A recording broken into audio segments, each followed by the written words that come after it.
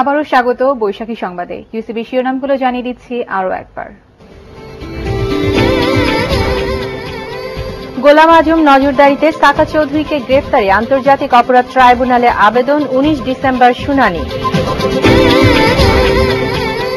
পদত্যাগ করে নির্বাচন দিতে সরকারকে চ্যালেঞ্জ বিএনপির, গার্মেন্টস শিল্প ধ্বংসের ষড়যন্ত্রের অভিযোগ। আশুলিয়ায় পুড়ে যাওয়া কারখানার 14 শ্রমিক এখনো নিখোঁজ, দুর্যোগ দুর্ঘটনায় উদ্ধার কাজের সক্ষমতা বাড়াতে প্রধানমন্ত্রীর আহ্বান। গ্যাসের দাম বাড়ছে, বাজেট ঘাটতি মোকাবেলায় আইএমএফ থেকে 7,000 কোটি টাকা ঋণ নিচ্ছে সরকার। এবং বিশ্বকাপ ক্রিকেটের জন্য প্রাথমিকভাবে 30 সদস্যের বাংলাদেশ দল ঘোষণা।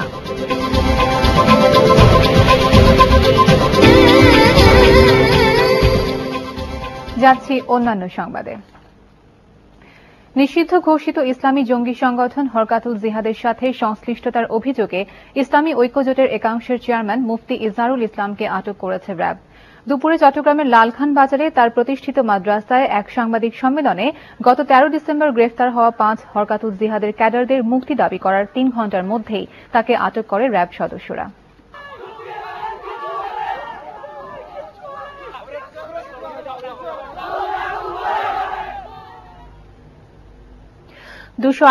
জন সিনিয়র সহকারী সচিবকে উপসচিব পদে পদোন্নতি দেওয়া হয়েছে। তাদের পদোন্নতির আদেশ জারি করে সংস্থাপন মন্ত্রণালয়।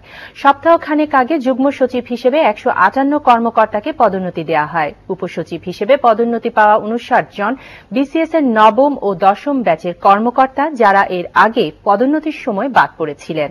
147 জন বিসিএস এর ত্রয়োদশ ব্যাচের কর্মকর্তা।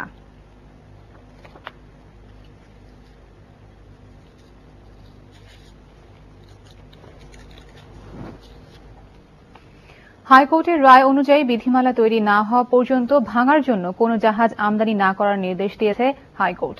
একই সাথে পরিবেশ মন্ত্রণালয়ের খসড়া বিধিমালা 3 মাসের মধ্যে সংশোধন করতে বলা হয়েছে। হাইকোর্টের নির্দেশ মনিটরিংয়ে উচ্চ পর্যায়ের একটি বিশেষজ্ঞ কমিটি গঠনেরও নির্দেশ দেওয়া হয়েছে।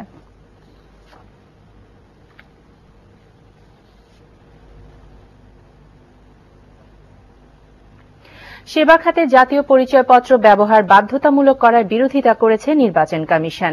নির্বাচন কমিশনের সাথে আলোচনা না করেই সরকার এককভাবে এই সিদ্ধান্ত নিয়েছে বলে জানিয়েছেন প্রধান নির্বাচন কমিশনার ড এটিএম শামসুল হুদা।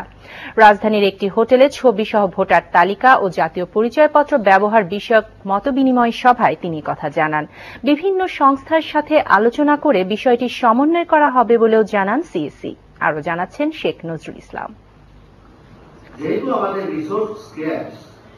মতবিনিময় সভায় প্রধান নির্বাচন কমিশনার ড এটিএম শামসুল হুদা বলেন, সুশাসন এবং আইনের শাসন প্রতিষ্ঠিত করতে জাতীয় পরিচয়পত্র গুরুত্বপূর্ণ ভূমিকা রাখবে। তবে সেবা খাত, পাসপোর্ট এবং ভিসা সহ বিভিন্ন প্রয়োজনে এটি বাধ্যতামূলক করার বিষয়টি কমিশনের সঙ্গে আলোচনা না করেই সিদ্ধান্ত নেওয়া হয়েছে বলে জানান সিইসি। যা ওনারা করেছেন এর আগে, ওনারা এককভাবে ইউনিল্যাটারালি করেছেন, আমাদের সাথে কোনো পরামর্শ করেন নাই।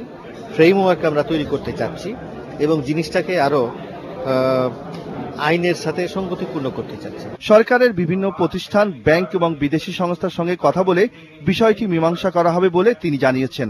ডক্টর হুদা আরো বলেন, প্রথম দফায় বিনামূল্যে জাতীয় পরিচয়পত্র দেয়া হলেও এখন থেকে মোটা অঙ্কের টাকা লাগবে। পরিচয়পত্র যথাযথভাবে সংরক্ষণের আহ্বান জানান তিনি।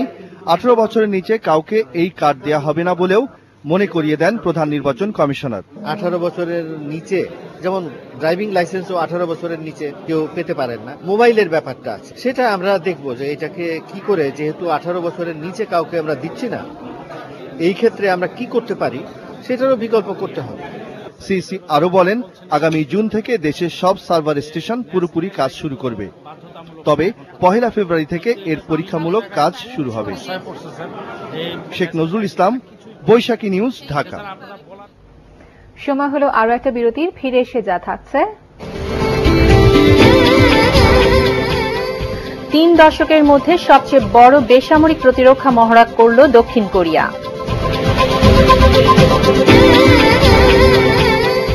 এবং ভুটানকে 9 গোলে হারিয়ে সাফ মহিলা ফুটবলের সেমিফাইনালে বাংলাদেশ।